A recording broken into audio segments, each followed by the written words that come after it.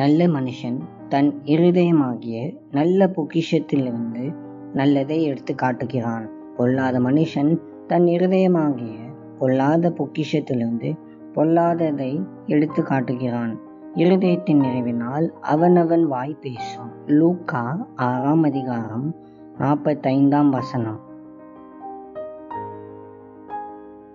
மனிதர்களுக்குள்ளாக இதுவரை சேமித்து வைக்கப்பட்டுள்ளது என்ன என்பதை அவர்களுடைய வாயிலிருந்து வெளியேறும் வார்த்தைகள் தான் மிக துல்லியமாக சுட்டி காட்டுகிறது.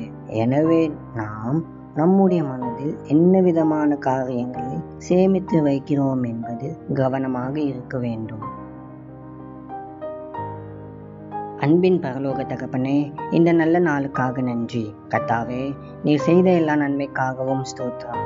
ஆண்டவரே, நாங்கள் எங்களுடைய மனதில் நல்ல எண்ணங்களை சேமித்து வைக்க, நல்ல வார்த்தைகளை பேச எங்களுக்கு உதவி செய்யும். நீர் தந்த எல்லா நன்மைகளுக்காகவும் ஸ்தோத்திரம். நீர் எங்களோடு இருப்பதற்காக நன்றி. இயேசுவின் மூலம் ஜெபிக்கிறோம் பிதாவே, ஆமென்.